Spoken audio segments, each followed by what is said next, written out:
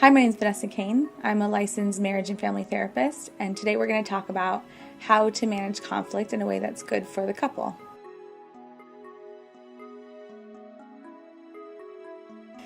So one of the first things I do when I meet a couple is I watch them fight. So couples will come in and I ask them to pick a topic that's hard for them to negotiate or talk about together.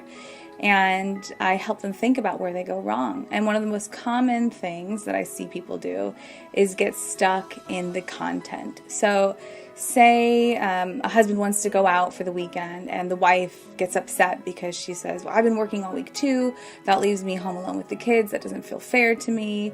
And then he gets defensive and says, well, you went out 3 times last week and I only went out once. And then they get stuck going back and forth on that. And so one of the first things you want to do there is go to the process level. So instead of getting stuck with the details, you want to go down to, okay, wait, what's really happening between us?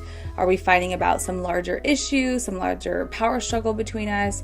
Or are we just tired? Did we not sleep enough last night? So what's going on, the process level? And also in that, you want to look at what the needs are. So it could just be that he needs to go out and blow off some steam with his friends, and she also needs to do that, and the resources are limited, and so it just needs to be negotiated. So instead of going to accusing the other person for doing something wrong for wanting to go out, once you identify the needs, then they can be negotiated. So there's a famous researcher named John Gottman, and he studied couples for 40 years in a place called the Love Lab. And he would watch them fight, and what he found is that about 69% of what couples fight about is not resolvable. So things like housework and money and child rearing, things that people will pretty much always feel very differently about, are problems that are not going to be resolved by negotiating, but you would have to find a way to work around the existing problem in a way that's good for the relationship.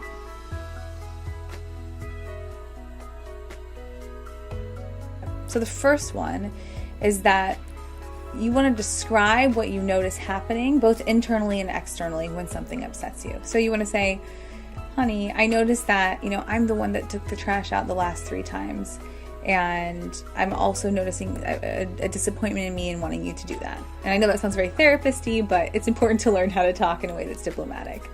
Where people get stuck is they may say something like, they might start assessing the person's character. So you never take the trash out. I'm always the one that takes the trash out. And this is because of the way your mother raised you and she coddled you, and now you're entitled and you always expect me to do these kind of things. So one, it's pretty diplomatic, and it leaves a lot of space for the other person to have their experience too. So they might say, honey, I know I didn't take the trash out. I'm sorry. I'm exhausted from work. Thank you for doing that. I can do it next time. Of course, that's an ideal scenario.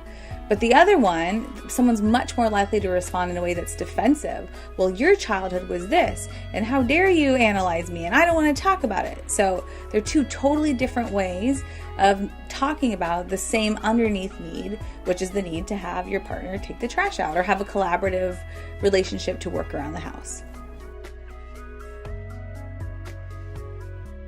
So the second thing that you can do is you want to stay on the topic that is originally brought up. You don't want to start going off on tangential topics. Oftentimes what I see happen that doesn't work out so well for people is someone will initiate something that didn't work for them.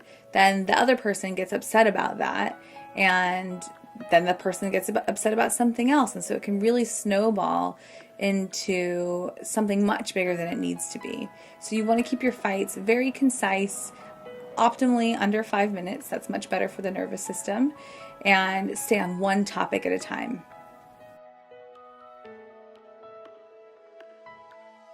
So the third thing you want to look out for is if you are having criticisms or complaints, and I'll explain the difference. One is very local. So complaint is very case specific. You're saying, oh, I was scared when you didn't call me and check in last night and you got home super late, and I thought we said we were going to do that for each other. Versus something that's global, which is you never call me when you say you're going to, and it's always going to be this way, and you're very inconsiderate. So one is global, attached to someone's character. The other one is very case specific, and you want to stick with the thing that's case specific because it's most manageable and oftentimes most true. It's very rare that people always do something or never do something, and you want to be able to build a culture in your relationship where you're giving your partner the benefit of the doubt.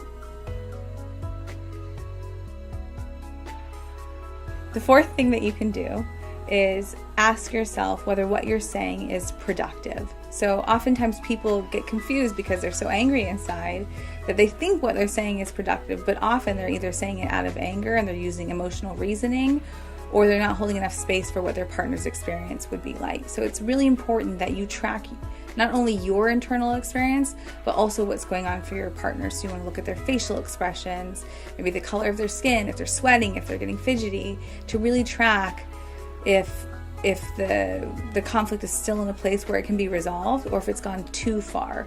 When you guys are in a place where you're arguing and you're too overstimulated, it's very unlikely that anything will be resolved from that point.